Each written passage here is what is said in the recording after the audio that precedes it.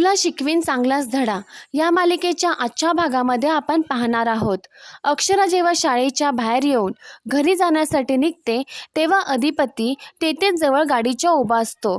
तो अक्षराची वाट बघत असतो. अक्षरा त्याच्याकडे बघते पण ती तशीच पुढे निघून जाते.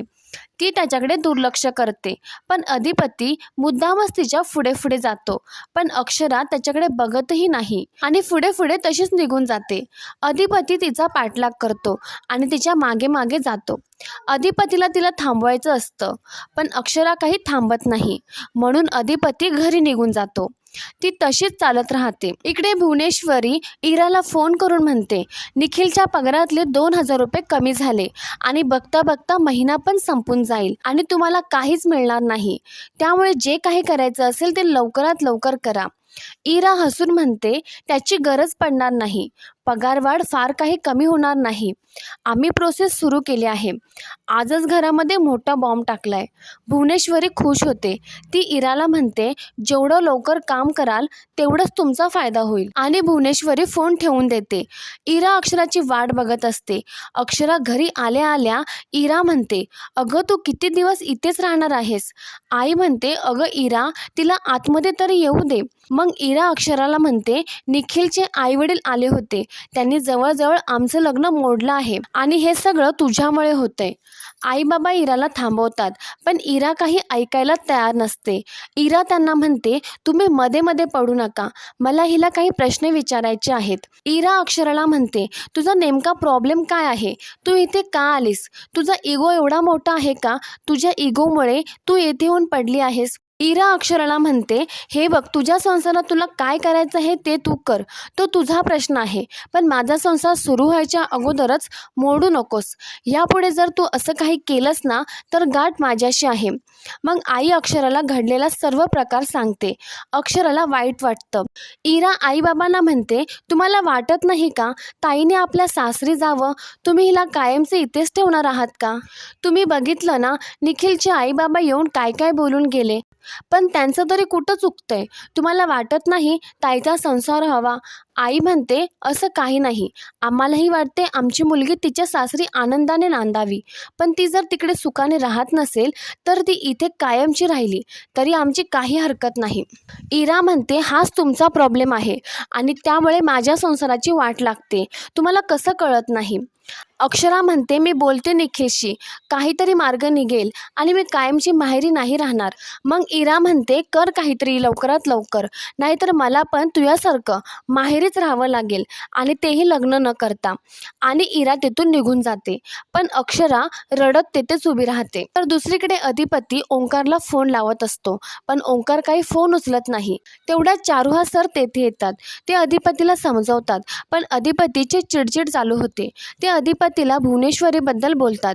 तिच्या खऱ्या रूपाबद्दल ते म्हणतात अक्षराची काहीही चूक नसताना तू तिला का काढलंस घराच्या बाहेर? आज जर तुझी खरी आई असती ना तर तू अक्षराला असं घराच्या बाहेर काढलं नसतंस, तू थांबवलंच असतं तिला.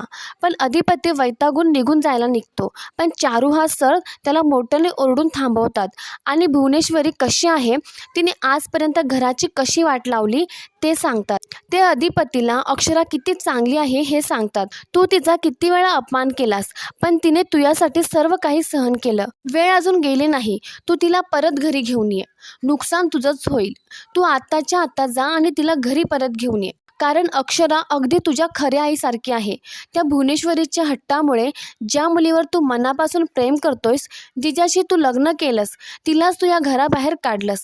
पण अजून वेळ गेली नाही.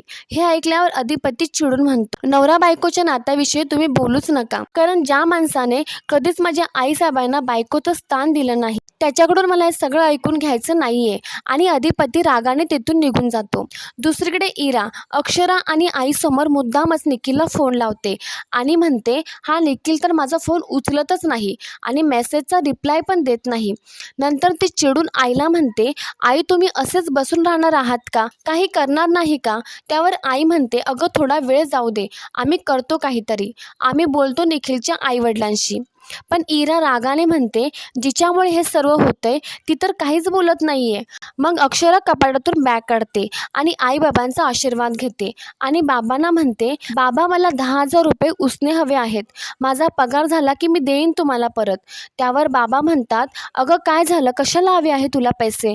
बाबा मी हे घर सोडून चालले आहे. हे ऐकल्यावर दोघांना पण मोठा धक्का बसतो. इरा खूप खुश होते. बाबा तिला म्हणतात, अक्षरा तू तुझ्या सासरी चालली आहेस ना, मग तुला पैसे कशाला हवे आहेत? अक्षरा म्हणते, बाबा मी आता त्या घरात नाही जाऊ शकत, मी गावातच कुठेतरी रूम बघते.